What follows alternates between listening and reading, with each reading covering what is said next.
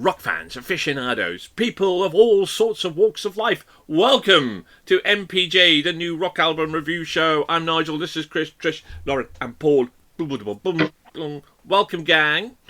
We review all the latest albums, rate them out of 5, and for our listening pleasure. And today's offering is the Black Keys with No Rain, No Flowers. Now, this should be the first time we have reviewed a band for the third time.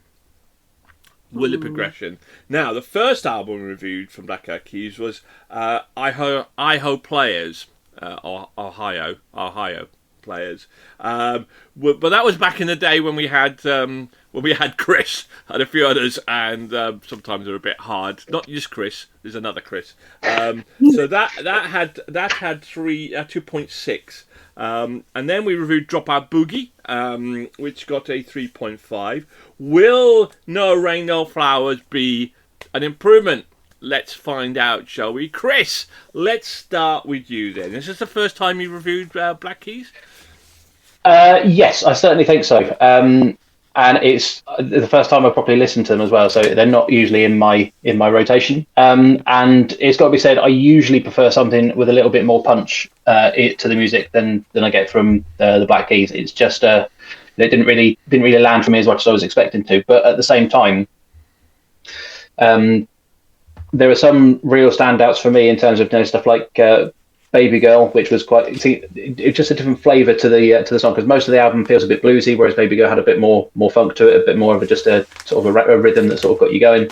And then stuff like Down to Nothing and All My Life were the other sort of standouts, just for the sort of the song structure and the way that they played. But it just felt a little bit too sweet for me this month. I think it just kind of, oh, this is nice. It's nice to listen to. It could almost sort of fade into the background. It didn't really sort of carry me along with it. So yeah, it was enjoyable to listen to, but I don't think I will be putting Black Keys into my playlist moving forward either.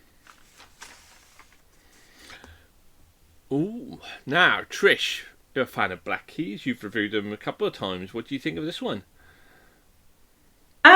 So this is definitely Black Keys taking a bit of a different turn music-wise from their Gold on the Ceiling days. It's definitely a lot slower, chill, funky vibes album, which I really enjoyed.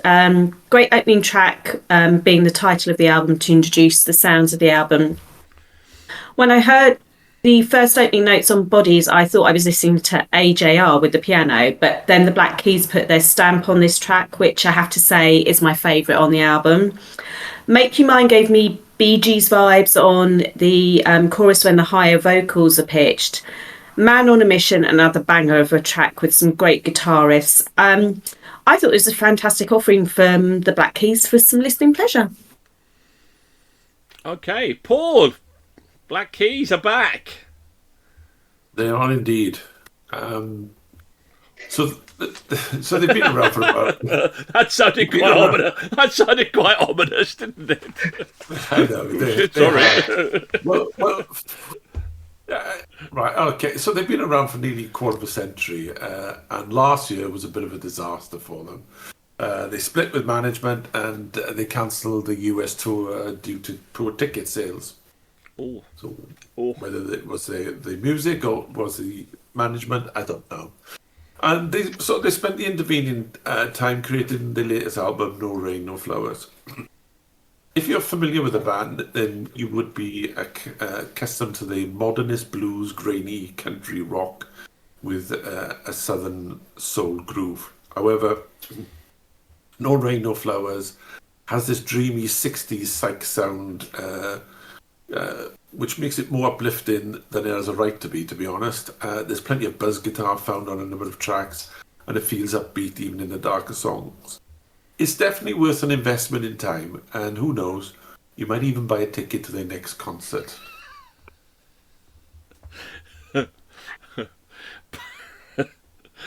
Lauren, same question to you. No, don't worry. The Black Keys are back, Lauren. Yeah. So for me, again, I'm sort of in that spot where in the early 2000s, that sort of time, these guys were pretty iconic to hear around like the indie scene and all that sort of stuff, even though that their go-to, their sort of bread and butter was that blues, grimy, rock sort of sound. But like, I certainly know, walking around school and that, you'd be hard-pressed not to hear Gold on the Ceiling or Lonely Boy or something along those lines as you were going round. It was just part and parcel of the background of the soundtrack that was my younger days. So I went into it having not really listened to them after that. They sort of completely fell off my radar because I went emo. So I sort of went into this with a bit of excitement, a little bit of pressure going on there for them, because I was like, okay, those two tracks in particular, I really enjoyed when I used to listen to them. So I was excited to see where they were going to take it, but also, is it going to live up to what I know of them and all that sort of stuff? I think there were some interesting sound developments in it. Like, you can still hear veins of that grimy, bluesy rock and that sort of in there with like the fuzzbox guitar and all that sort of thing. But I definitely feel like it sort of started to, with certain tracks, it started to dip its toe into the more mainstream poppy feel, which makes sense for them. Hearing what Paul has said with regards to how things have gone for them recently, it makes sense to do that if they want to try and get their hooks back into the frame of relevance. There's nods to great roots there that they set out when they first came onto the scene. But for me, it just sort of whelmed me. It was okay. It was good. I've heard other bands do it better recently. That's the only thing. It's looking through the back catalogue of what we've listened to this year whilst we prep for Album of the Year. I've heard other people do it really well. So this sort of me was just like, okay, yeah, you know what you're doing, that's cool, but you've not done anything new with it. Okay, I agree. I actually preferred Dropout Boogie than to this album. This album, I kind of, there's a theme going through this one. There's a lot of things to like about the album, but not a lot of things to love about the album. Man on a Mission was definitely the standout track, for sure. It was an absolute corker.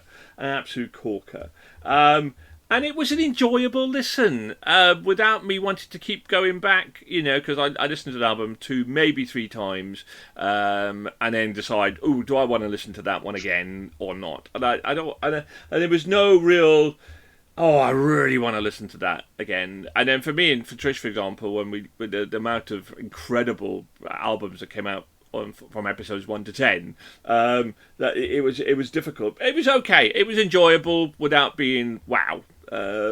So yeah, pretty decent album, some cracking tracks. Worth. I think Paul's right. Worth checking out. Right, what do we think? Will it get into our Hall of Fame? Wait there, Nige, wait there. I'd like to know what Chris and Trish think about this album. Have I not started with them then? Yeah, you started with me. Right. And you did me. Yeah.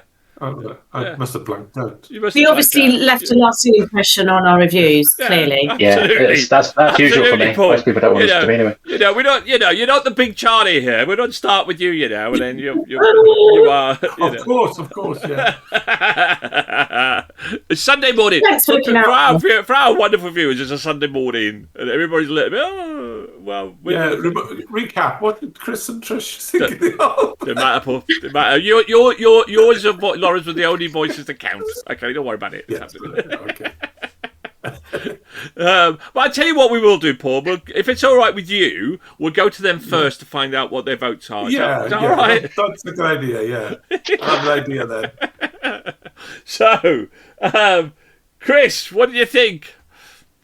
I give this a 3.5. 3.5. Okay, and Trish? I gave it a 4. Okay, Lauren, what did you give it? Give it a 3. Andy, give it a 3.5. I give it a 3.5. So, Paul, what about you?